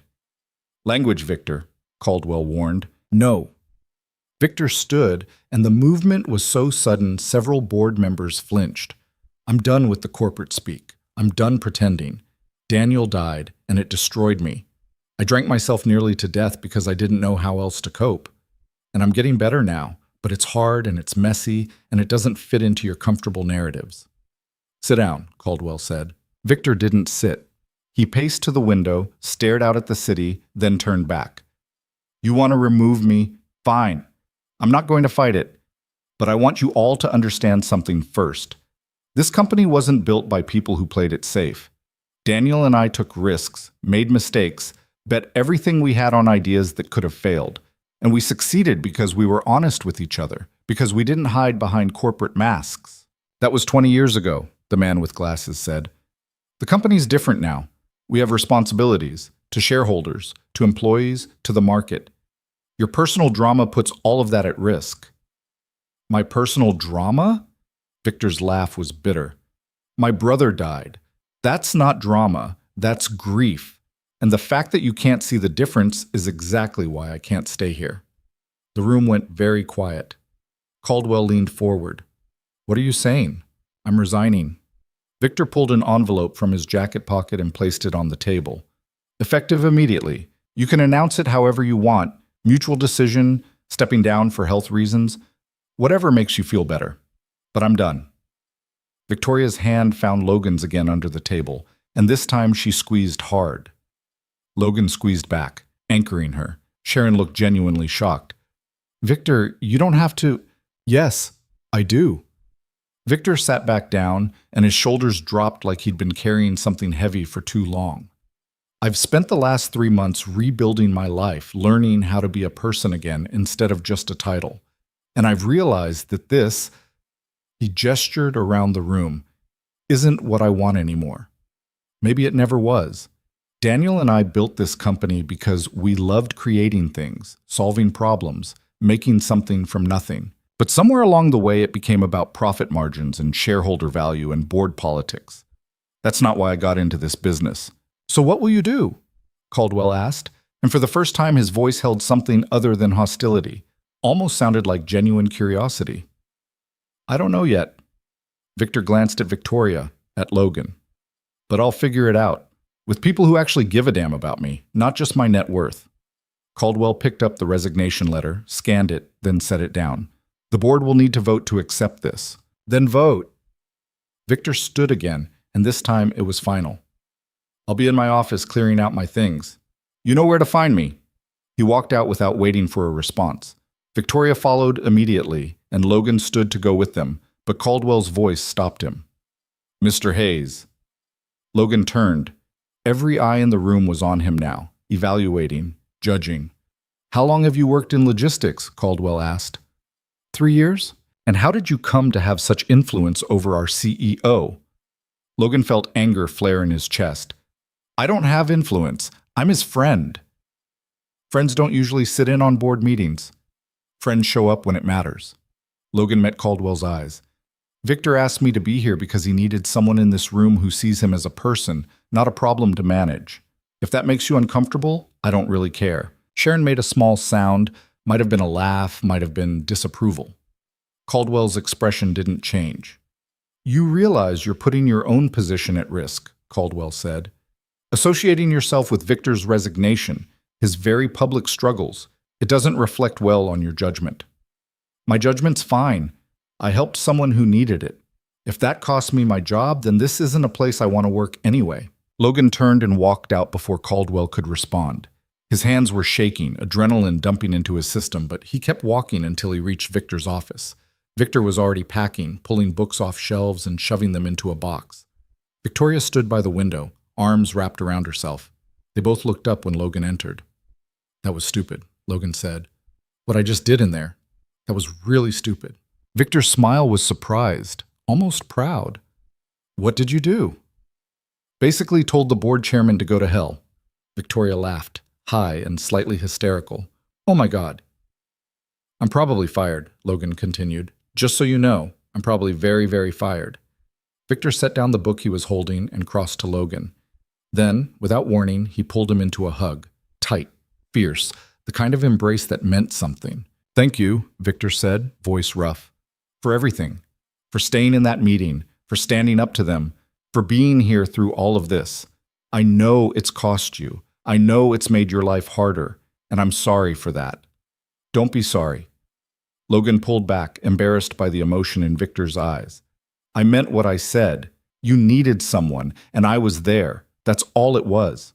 That's everything, Victoria said quietly. She'd moved closer, and her eyes were wet. That's literally everything, Logan. Do you understand that? You changed the course of our lives by refusing to walk away. And now you're about to lose your job because you wouldn't abandon Victor in that boardroom. I'll find another job. That's not the point. Victoria's voice cracked. The point is you shouldn't have to. You shouldn't be punished for being a good person. World doesn't work that way, Logan said. Good people get screwed all the time. But that doesn't mean you stop being good. Victor turned away, hand covering his mouth, shoulders shaking. Victoria went to him, wrapped her arms around him from behind, and they stood like that for a moment, holding each other up. Logan felt like he was intruding on something private. He moved toward the door. I should go. Let you guys... Stay, Victor said, voice muffled. He turned, and his face was wet. Please, just stay. So Logan stayed. He helped Victor pack up 15 years of his life into cardboard boxes while Victoria made calls to their lawyer, to Victor's therapist, to people who needed to be notified. The office slowly emptied of personal touches until it looked generic, impersonal, like Victor had never been there at all. Around noon, Catherine knocked and entered. Her eyes were red. The board accepted your resignation, she said. Caldwell wants you out of the building by end of day. They're releasing a statement this afternoon. Victor nodded. Thanks, Catherine. She crossed the room and hugged him, which clearly surprised everyone, including her. I've worked for you for 8 years, she said, and you're the best boss I've ever had. Whatever you do next, I hope you find what you're looking for. After she left, Victoria sank into a chair. This is really happening. Yeah. Victor looked around his office one last time. It is. Are you okay? Victor considered the question seriously. I don't know. Ask me in a month. But right now? Right now, I mostly feel relieved. They finished packing around 2. Security came up to escort Victor out. Protocol, they said, though everyone knew it was meant to be humiliating. Victor handed over his ID badge, his access cards, his company phone. He walked out with nothing but the boxes Logan and Victoria carried for him. People lined the hallways to watch him go. Some looked sympathetic. Others looked satisfied, like they'd been waiting for this fall. Logan recognized Marcus in the crowd, and Marcus gave him a nod that might have been respect or might have been goodbye. The elevator ride down was silent. Logan, Victor, and Victoria stood among the boxes, not speaking, just existing in the strange liminal space between one life and whatever came next. In the parking garage, they loaded everything into Victoria's car. Victor's hands were shaking now, the adrenaline wearing off, reality settling in. "I don't know what to do now," he said suddenly. "I've worked here since I was 25. This building, this job, it's all I've known. What am I supposed to do with myself?" Victoria took his face in her hands. "You're going to rest. You're going to keep going to therapy. You're going to figure out who you are without this place defining you, and I'm going to be right there with you." "I lost everything." "No." Her voice was fierce. "You lost a job, but you still have me. You have your sobriety. You have a chance to build something new. That's not nothing, Victor. That's actually pretty damn significant." Victor pulled her close, buried his face in her neck. Logan stepped back, giving them space, but Victor reached out blindly and grabbed his arm. "Don't go," Victor said. "Not yet." So Logan stood there while they held each other, while Victor fell apart and Victoria held him together, while the reality of what they'd all lost and gained swirled around them in the cold garage air. Finally, Victoria pulled back and looked at Logan. "Come to dinner tonight, please. We need to talk about what happens next, and you should be part of that conversation." "I don't think—" "Logan?" Victoria's eyes were steady. "You're part of this now whether you like it or not. So come to dinner, 7 o'clock. We'll order takeout and figure out what the hell we're doing with our lives." Logan wanted to say no, wanted to extract himself from the situation before it got any more complicated. But looking at them, at the exhaustion and hope and fear written across their faces, he couldn't. "Okay," he said. 7 o'clock. He went back to his apartment and waited for the call from HR that would tell him he was fired. It came at 4:30. "Mr. Hayes, this is Jennifer Morrison from Human Resources. We need you to come in tomorrow morning to discuss your employment status." "I'm fired. We prefer to handle these matters in person." "Right, okay. What time?" 9 o'clock. Bring your badge and any company property." Logan hung up and sat on his couch, staring at nothing. Fired. 3 years of steady work, of keeping his head down and doing his job, gone because he'd chosen to help someone. Emma would have questions he didn't know how to answer. The rent was due in 2 weeks. His savings would cover maybe 2 months if he was careful. He should have walked away that night. Should have left Victor at the bar and gone home to his quiet, safe life. But he hadn't, and now here he was, jobless, probably unemployable at any company that checked references, all because he'd decided one person's life mattered more than his own security. The worst part was, he couldn't bring himself to regret it. Emma came home at 5:30, and Logan told her the truth, that he'd lost his job because he'd stood by someone who needed help, and sometimes doing the right thing came with consequences. "That's not fair," Emma said, and she sounded furious in the way only a child could be, with that pure, uncomplicated sense of justice. "No, it's not. But life isn't always fair." "Then life is stupid." Logan pulled her into a hug. "Yeah, sometimes it is." He called the babysitter, arranged for her to stay with Emma tonight, then drove to Riverside Bluff for what felt like the 100th time. The gate opened automatically now. Victoria must have added him to the system, and he pulled up to the house just as the sun was setting. Victoria opened the door before he could knock. She'd changed into jeans and a soft sweater, hair down around her shoulders, and she looked younger without the armor of professional dress. "How bad?" she asked. "Meeting with HR tomorrow morning to make it official." "Shit." She pulled him inside. "Victor's going to lose it when he hears." "Don't tell him tonight. Let him process his own stuff first." Victoria studied his face. "You're a better person than most people deserve." "I'm just tired." They found Victor in the kitchen, attempting to cook something that involved a lot of smoke and swearing. He looked up when they entered, and his expression shifted from frustration to relief. "Thank God. I've been trying to make pasta for 20 minutes, and I think I've somehow set water on fire."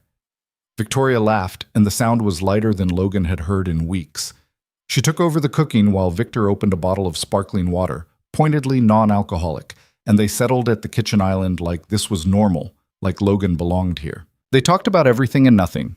Victor told stories about starting the company with Daniel, about the early days when they'd worked out of a garage and survived on ramen and ambition. Victoria talked about how they'd met. She'd been an architect working on the first Hale Industries office building, and Victor had shown up at the construction site every day to check progress and ended up asking her out. "He was terrible at flirting," Victoria said.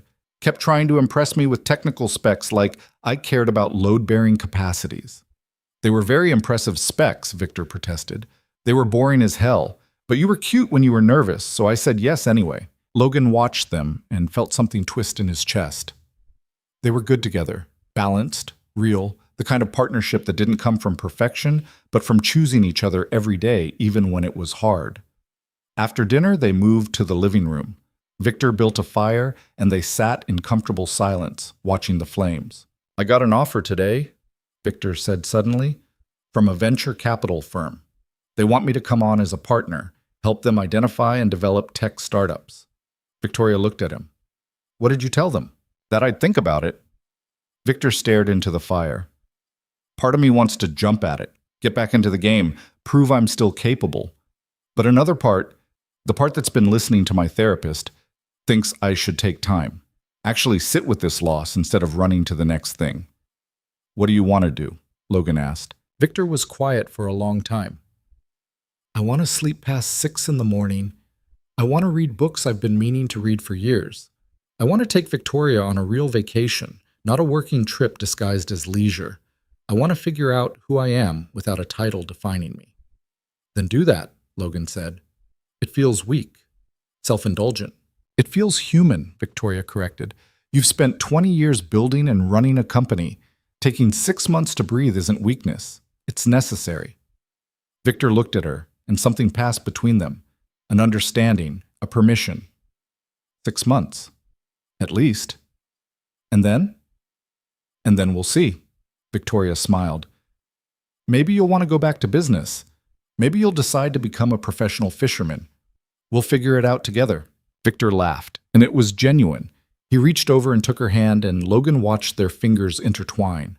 Familiar, easy, chosen. What about you? Victor asked, turning to Logan. What happens now? Logan shrugged. Find a new job. Keep things stable for Emma, same as always. I want to help, Victor said. Let me make some calls, set up interviews. I still have connections, people who'd hire you in a second if I recommended you. No. The word came out harder than Logan intended. Victor looked surprised. I appreciate it, Logan said, but I need to do this on my own. I can't have people wondering if I only got a job because of who I know. That'll just make everything worse. Logan, I mean it, Victor. I helped you because it was the right thing to do, not because I wanted something from you. I need you to respect that. Victor's jaw tightened, but he nodded. Okay, but if you change your mind, I won't. They sat in silence again, but it was different now, charged with something unspoken.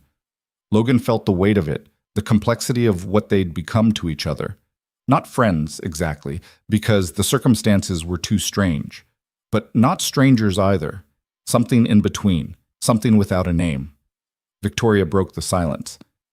I have something I want to say, and I need you both to just listen. She stood and paced to the window, arms wrapped around herself. When she turned back, her face was serious. These last few months have been the hardest of my life. Watching Victor destroy himself, feeling helpless, wondering every day if he'd make it. And through all of it, I felt completely alone. Not because Victor wasn't there. He was, physically at least, but because no one else seemed to care. All those people we thought were friends, all those colleagues and board members and society connections, they vanished the moment things got difficult. She looked at Logan. Except you. You stayed. You kept showing up, kept checking in, kept giving a damn when you had absolutely no reason to. And I need you to know what that meant, not just for Victor, but for me. Logan shifted uncomfortably. Victoria, let me finish. Her voice was fierce now. You restored my faith in people, Logan. When I was drowning in cynicism and exhaustion, you reminded me that kindness exists, that there are still people who do the right thing just because it's right.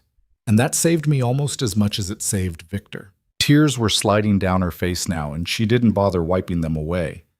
So I need to thank you, not just for helping my husband, but for helping me remember what it means to be human in a world that constantly tells us not to care.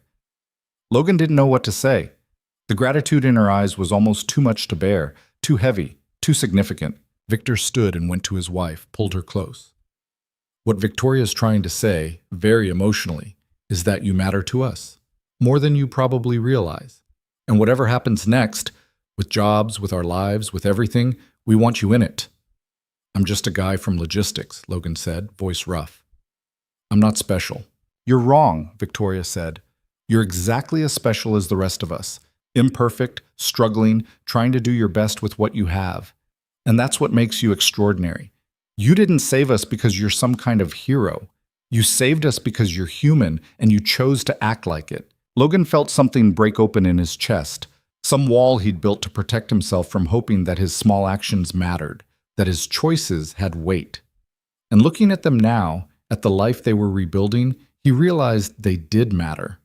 Maybe not in grand, sweeping ways, but in the quiet, persistent accumulation of moments where someone chose to stay instead of walking away.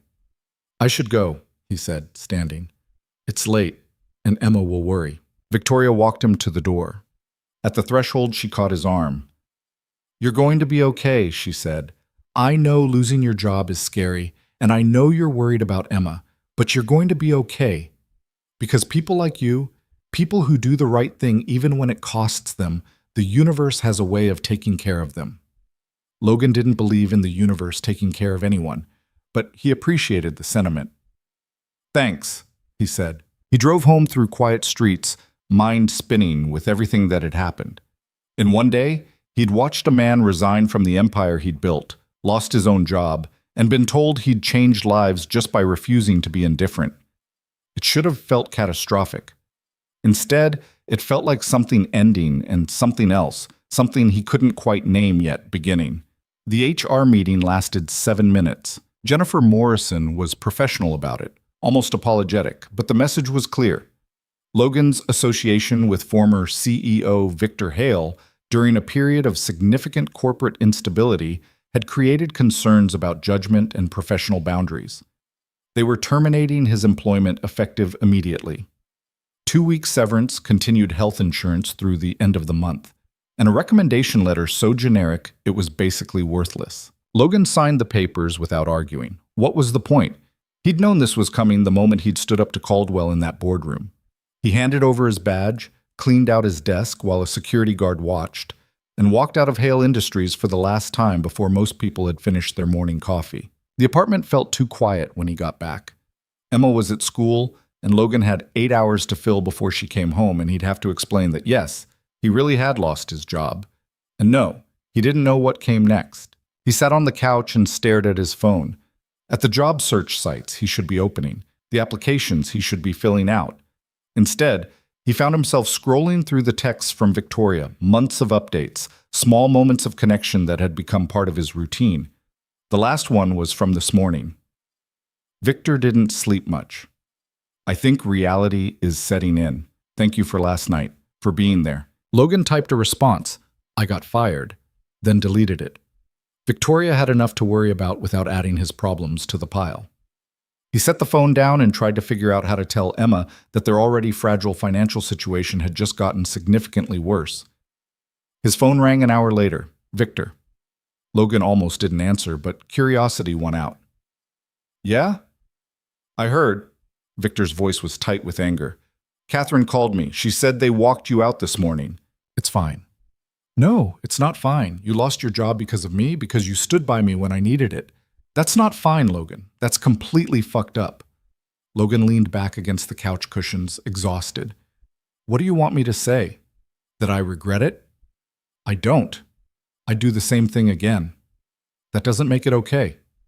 Maybe not. But it's done. Victor was quiet for a moment. I want to hire you. No. Logan. I said no. I'm not taking charity, and I'm not becoming your project. I'll figure it out on my own. This isn't charity. I'm starting something new. I don't know what yet, but when I do, I'm going to need people I trust. People who actually give a damn about doing things right instead of just making money.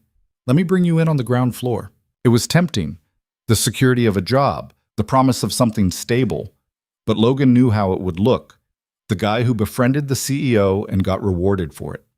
He'd spend the rest of his career with people wondering if he'd earned his position or just lucked into it. I appreciate it, Logan said, but I need to do this myself. I need to prove I can stand on my own without riding someone else's coattails. Victor made a frustrated sound. You're impossibly stubborn, you know that? Yeah, I've been told. Fine. But when you change your mind, and you will, the offer stands. No expiration date. They talked for a few more minutes, Victor updating him on his first official day of unemployment, how strange it felt to wake up without anywhere to be. Then Victoria got on the line. Are you okay? She asked, and the genuine concern in her voice made Logan's chest tight. I'm fine. I've been unemployed before. I'll survive. That's not what I asked. Logan rubbed his face. Honestly, I don't know. Ask me in a week when the panic really sets in. Come over for dinner Friday. Both of you, you and Emma. We'll cook something terrible and pretend we have our lives together. Victoria, I'm not asking, Logan. I'm telling you, Friday, 6 o'clock, bring Emma. Victor wants to meet her properly, and I make a surprisingly decent lasagna when I'm not completely falling apart. Logan found himself smiling despite everything. Okay, Friday. The rest of the week was a blur of job applications and rejection emails. Logan applied to logistics positions at every company within driving distance, but most didn't even respond. The ones that did asked for references, and when he listed Hale Industries, the conversations died fast. Word had clearly spread about his termination, and in corporate circles that kind of reputation stuck. By Friday, Logan had sent out 42 applications and received 3 responses, all polite variations of no thanks. His savings account looked smaller every time he checked it, and the math on how long he could keep the apartment was getting uglier by the day. Emma noticed his stress. She started being extra good, cleaning her room without being asked, doing homework without complaints, like she could somehow make things easier by being perfect. It broke Logan's heart. Friday evening, they drove to Riverside Bluff. Emma was nervous. She'd met Victor once, briefly, but this felt different. More significant. Logan tried to reassure her, but his own nerves made it difficult. Victoria opened the door wearing an apron covered in tomato sauce, hair pulled back in a messy bun, and she looked more relaxed than Logan had ever seen her. Behind her, the house smelled like garlic and herbs and something burning. Ignore the smoke, Victoria said. The garlic bread had an incident. Come in, come in. Emma stayed close to Logan's side as they entered. The house felt different tonight, less like a showplace and more like a home. Music played from somewhere, classical but not stuffy, and there were papers scattered across the dining table like someone had been working there. Victor appeared from the kitchen, also wearing an apron, also covered in sauce. He grinned when he saw them. Emma, Logan, perfect timing. We need witnesses to prove we actually cooked this ourselves. Emma giggled, and some of her nervousness melted. Victor crouched down to her level. Your dad tells me you're in 2nd grade. What's your favorite subject? Reading, Emma said quietly. Yeah? Me too when I was your age. What are you reading now? And just like that, they were talking about books. Victor led Emma to the living room where he had a whole shelf of children's books, from when my nephew visits, he explained, and let her pick whatever she wanted. Logan watched them, this powerful ex-CEO sitting cross-legged on the floor with a 7-year-old, discussing the merits of different fantasy series, and felt something settle in his chest. Victoria touched his arm. Come help me finish dinner. Victor's useless with timing. In the kitchen, Logan took over garlic bread duty while Victoria checked the lasagna. They worked in comfortable silence for a while, and Logan let himself pretend this was normal, cooking dinner with friends, kids playing in the next room. The weight of the world temporarily lifted. How bad is it? Victoria asked suddenly. The job situation. Logan kept his focus on slicing bread. Not great. Nobody wants to hire the guy who got fired from Hale Industries for poor judgment. That's not why you were fired. That's how they're spinning it. And perception is reality in this business. Victoria set down the oven mitts and leaned against the counter. I have something I want to propose, and I need you to hear me out before you say no. Logan's stomach sank. Victoria, just listen. Victor and I have been talking, and we want to start a foundation, something focused on grief support and addiction recovery, helping people who are going through what Victor went through. We want to fund programs, create resources, maybe eventually build treatment centers that don't cost a fortune. That sounds amazing. It does, doesn't it? Victoria smiled. But we need someone to run it. Someone who understands what we're trying to do, who has the same values, who we trust completely. We want you to be the director. Logan stared at her. I don't have experience running a foundation. I work in logistics. You have experience caring about people. You have experience showing up when it's hard. That's more valuable than any MBA. Victoria's eyes were bright. This isn't charity, Logan. This is us recognizing that you have something we need: integrity, humanity, the ability to see people instead of problems. We want to build something that matters, and we want you to help us do it. I can't.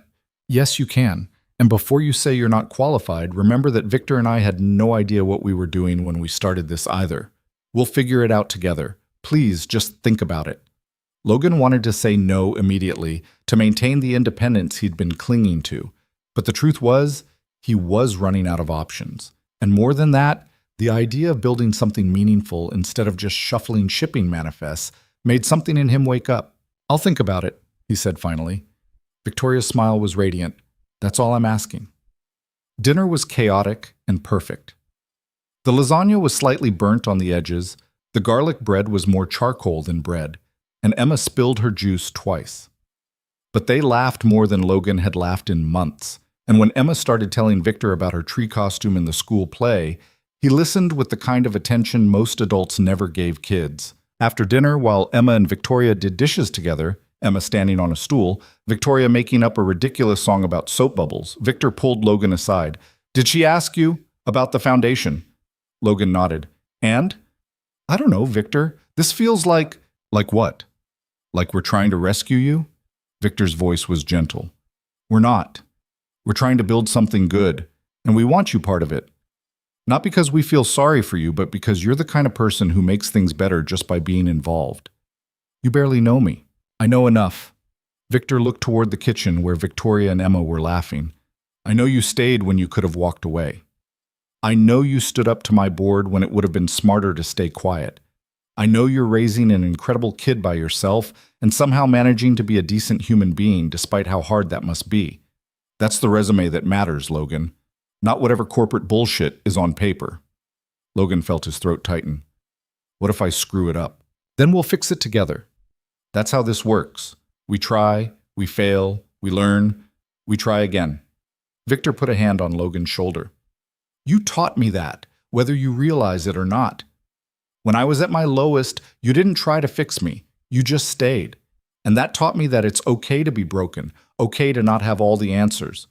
We're offering you the same thing, a chance to build something meaningful while being completely, imperfectly human. Logan looked at his daughter, covered in soap suds, grinning up at Victoria like she'd found a new favorite person. He thought about going back to job applications and rejection emails, about the slow grind of trying to survive instead of actually living. Okay, he said quietly. Victor's face lit up. Yeah? Yeah, I'll do it. But I want to be clear. I'm going to question everything, push back when I think you're wrong, and probably drive you both crazy with logistics and planning. I'd expect nothing less. Victor pulled him into another hug, quick and fierce. Thank you. For saying yes, for being here, for everything. They told Emma and Victoria together, and Emma's excitement was immediate and uncomplicated. Does this mean we're friends now? She asked Victoria. Like, officially? Victoria crouched down, eyes bright. Absolutely officially. Cool. Can I come visit sometimes? This house has really good hiding spots. Anytime you want. The drive home that night felt different. Emma chattered about Victor's book collection and Victoria's soap bubble song, and Logan let her talk, feeling the weight of the last few months finally start to lift. Dad? Emma said as they pulled into their complex. Yeah, sweetheart. I'm glad you helped them. Even if it was hard. They seemed really sad before, and now they seem less sad. Logan's chest tightened. Yeah, they were going through a rough time. Are we going through a rough time too? He considered lying, then decided she deserved the truth. A little bit, but we're going to be okay. Because of your new job? Because we have each other. The job helps, but we'd be okay either way.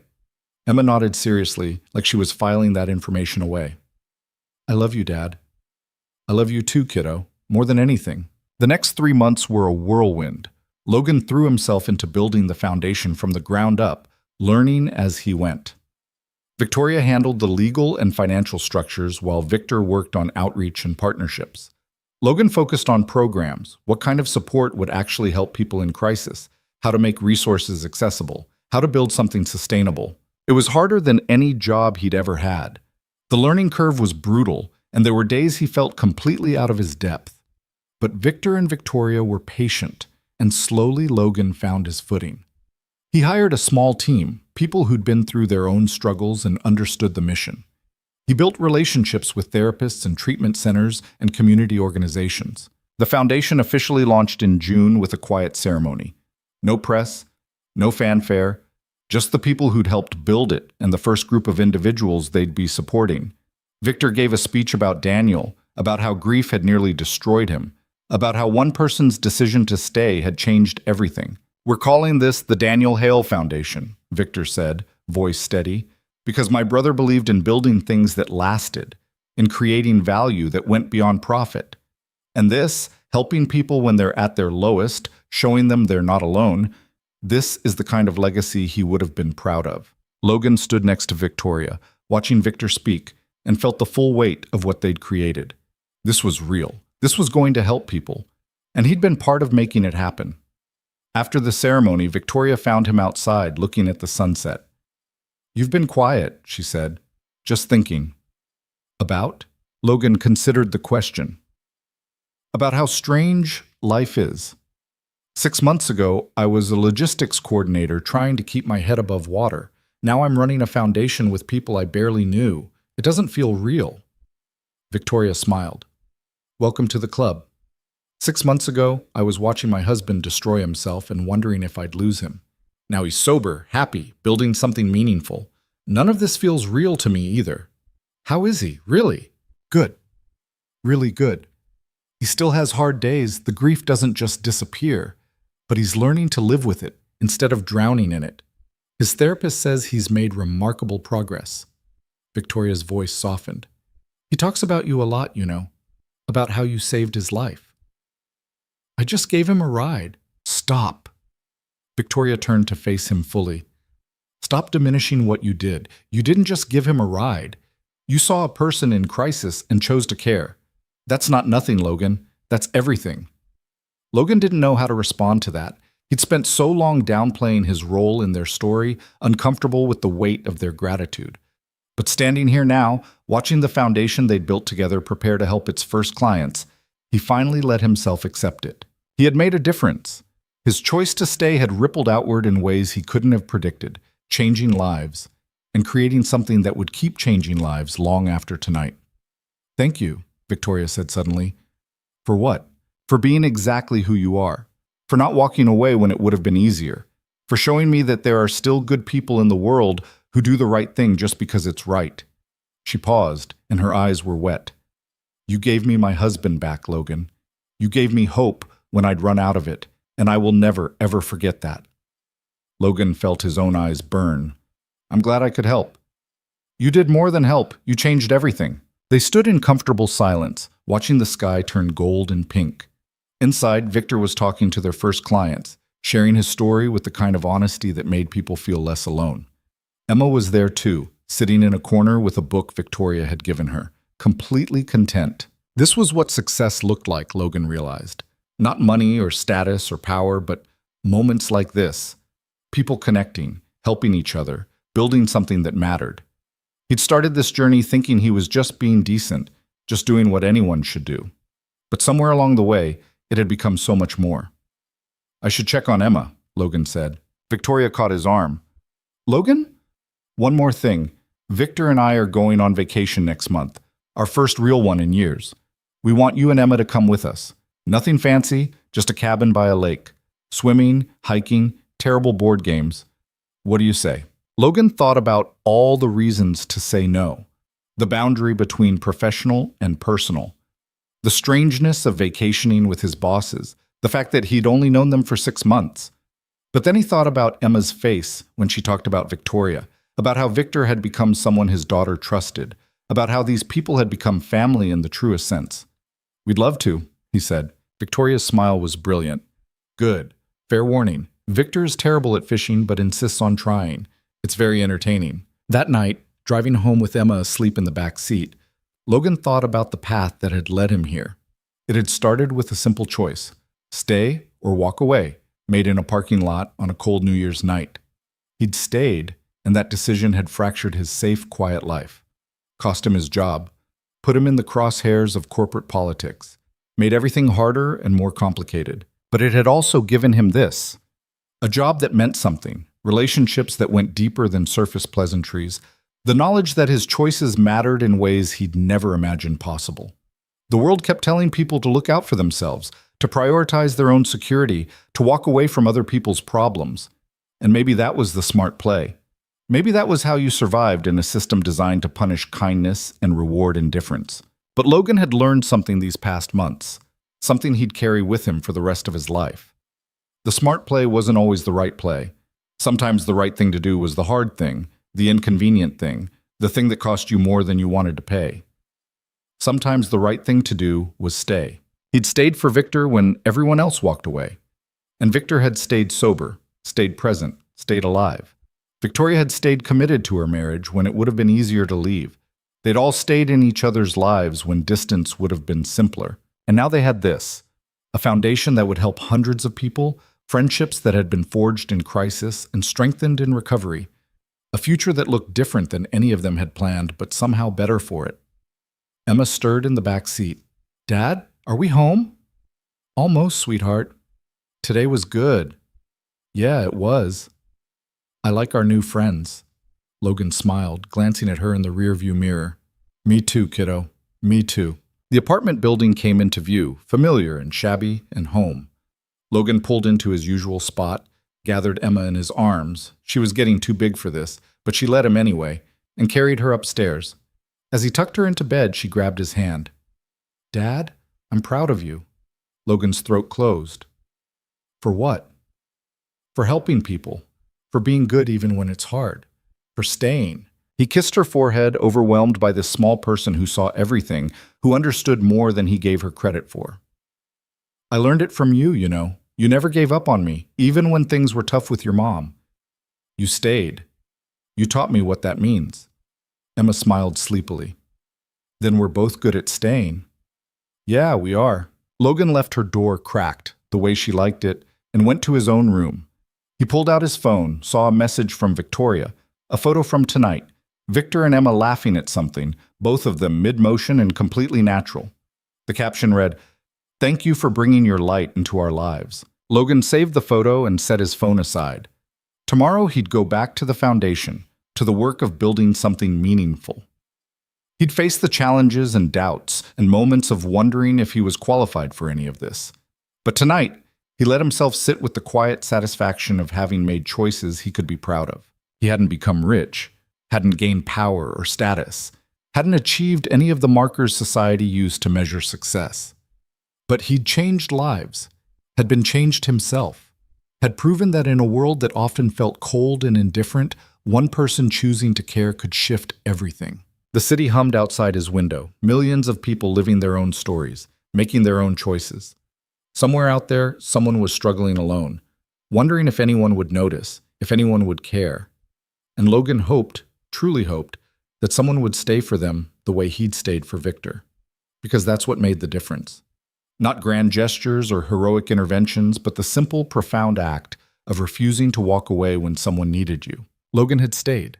And in staying, he'd discovered something essential about what it meant to be human in a world that constantly demanded less humanity and more efficiency, less compassion and more productivity. He discovered that the most revolutionary act you could commit was caring about another person when you had no obligation to do so. That kindness wasn't weakness, but the hardest kind of strength. That the connections we build, the people we choose to show up for, the moments we decide that another person's well-being matters, those are the things that actually change the world. Not money, not power, not status, just people choosing to stay. Logan turned off the light and let sleep take him, carried by the knowledge that tomorrow would bring new challenges, new doubts, new moments of uncertainty. But he'd face them the same way he'd faced everything else, by showing up, staying present, and refusing to let indifference win. Because in the end, that was all any of them could do. Stay when it was easier to leave. Care when it was safer to be indifferent. Build connections when isolation seemed simpler. And trust that those small, seemingly insignificant choices would ripple outward in ways we might never fully understand touching lives and changing futures and proving, again and again, that humanity still mattered, that we still mattered. All of us. Together,